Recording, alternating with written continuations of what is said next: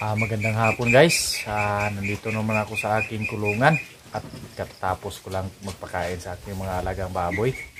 Ngayon guys, gagawa po tayo ng short video kasi nag-request po sa atin si Ma'am Lynn Prumdi na gusto niyang tumingin sa aking ginawa na DIY nipple drinker.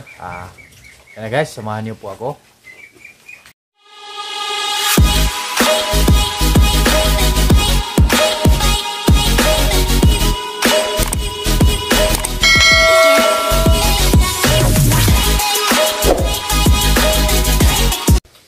Ayan na po siya guys, oh. Hinangir ko lang siya guys. Oh. Yan na po guys, oh. Ngayon, tingnan natin doon sa lapitan natin ng konti. Dito lang.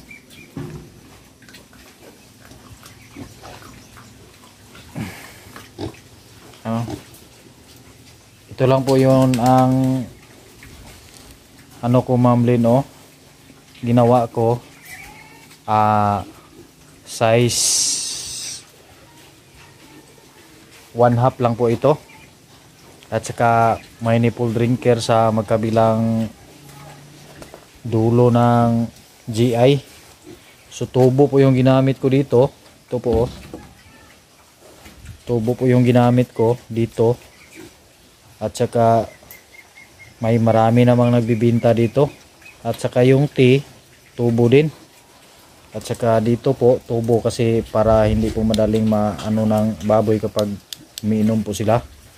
At dito naman, mas mainam na kasi may mataas na nagbibinta po hanggang dito, oh. Mas maganda yung mataas kasi pag ito, kasi experiment ko lang naman ito. Napapansin ko na kagat-kagati ng baboy dito, pero hindi naman nila gaano kinagat kasi nga pag ginano natin maganyan-ganyan siya. Parang naglalaro lang sila. So mas mabuti po na mataas-taas ng konti yung tubo para yung hose dito lang sa mataas at hindi maabot ng baboy kapag nilagay mo dyan. At yan lang po. At yung bibili ka po ng lock, ng ganito na lock, oh. Marami namang nagbibinta nito, mura lang to, mga 9 pesos yata yung bili ko nito. At saka ito ma'am, yung hose ko, yung ano lang, yung hindi lang gaanong gahi ba sa Bisaya pa. Dayon gikan dire, tantsahon lang nimo padulong sa jar. Ikaw nang bahala gikan sa jar. Oh, gikan diha, oh. Hitan lang ni mugpisi. Ako, tinalian ko lang ng lubid para pag nag-adjust ako, gusto kong pataasan.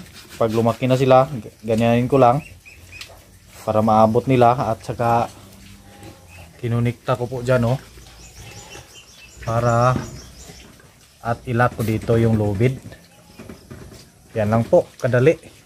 At saka dito naman sa aking jar, ako lang po ang gumawa ko kasi nilagyan ko lang ng stopper, tinalian ko ng guma. At saka ito, matanggal to ma'am. Ito naman, dito lang, ganyan lang. Tapos ito, oh, matanggal to siya. Para pag gusto ko pong linisan yung tangki ko, madali lang pong malinisan at wala pong hassle dito sa aking hose.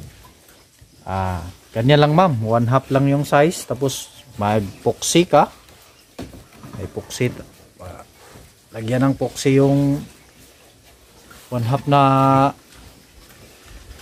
PVC pipe. At saka dito mo ikunik yung hose na 1/2 din, pero yung malambot lang na hose para pag nilagay mo dyan, hindi yan tutulo kasi nga gaya nito, oh, hindi ko po nilagyan ng guma. Hindi po yan tutulo kasi nga compress na compress po yan para pong hinigop niya yung ano, yung PVC pipe. So yan lang po kadali ma'am, para maano mo talaga. Oh, yan lang po ang video ko, oh. Yan lang. Tapos yung hose, yung manlambot na hose. Dito, konti lang kasi yan, oh. Hindi naman yan aanuhin ng baboy kasi nga napansin ko pag maliit pa sila tapos ganyan na ang nipple drinker nila, laro-laruan lang nila kapag kinagat nila, kasi kung kagatin lang dito magganyan-ganyan kaya ayaw nila, pero malaman naman nila na tubig ang laman, kaya dyan lang po sila sa nipple drinker talaga nag iinom ng tubig. Hindi po nila kagatin yung dito yung hose. At siguro kung malaki mo na ilagay dito baka kagatin nila, pero pag nasanay na sila tubig lang talaga ang kagatin nila, kasi pag nalaman na nila na tubig lang po ang laman dyan.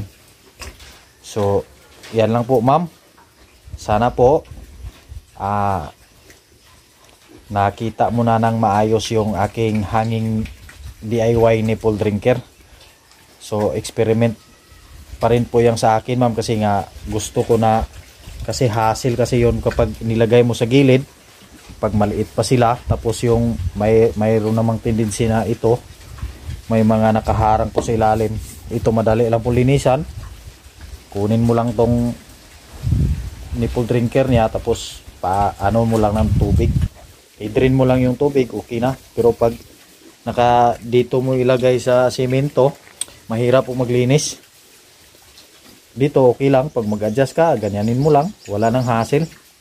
So yan lang po ma'am, at sana po nakuha mo po ang saktong video at naklaro ni mo ba. Yan lang po ma'am, salamat po.